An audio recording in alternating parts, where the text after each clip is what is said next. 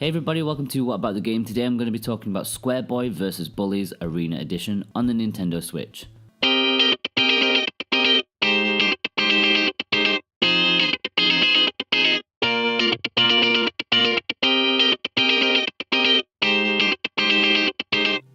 For the second time in just a few days, we're looking at another beat 'em up.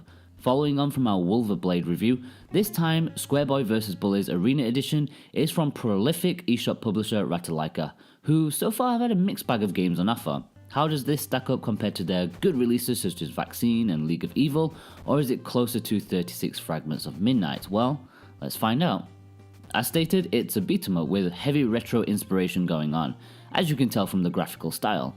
It was originally a mobile game, which it should be noted as being a free download.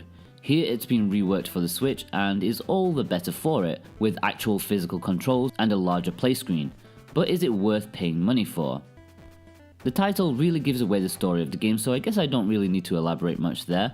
Squareboy is facing off against the bullies across 12 stages, trying to teach them to be nice and end their bullying ways.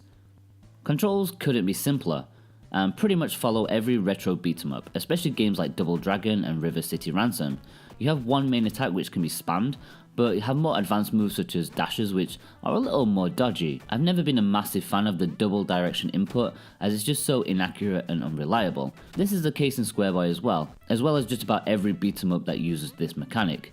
Double tapping the direction buttons before the normal attack can help you perform uppercuts or leg sweeps and such, but these aren't really needed on the whole. In fact, I only began using the dash in the last few stages.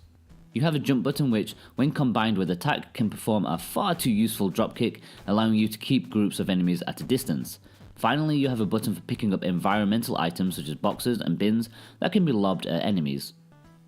You can even pick up health packs and occasionally baseball bats and nunchucks that the enemies will drop. It's all pretty solid and standard.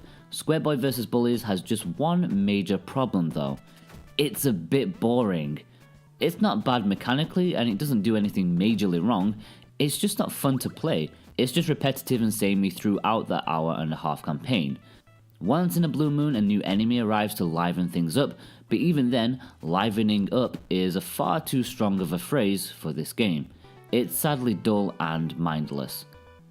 What happens in your first battle is exactly the same as what happens in the last battle before the boss, of which is really the only shake-up of the gameplay.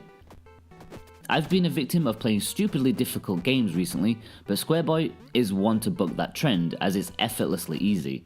I only died once, and that was to the final boss, which kind of took me by surprise as since up to that point, I'd not been in any danger at all.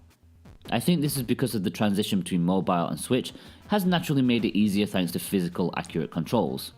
This Arena Edition includes an extra mode, which you won't be surprised to hear is an arena mode, which lets you battle wave after wave of enemies until you fall in battle. It offers a handful of different locations that can be unlocked in sequence by achieving certain goals in the previous stage. To be honest, it's nice that they added something to the game for the Switch, but honestly it's not particularly substantial and I didn't find it held my interest very much. Saying that, these modes just really aren't for me.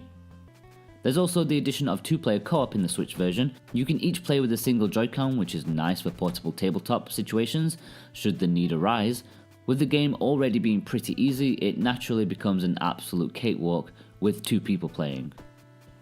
Squareboy vs Bullies isn't a looker, that's for sure. Overall, with just being entirely made by one person, the production value is really quite low.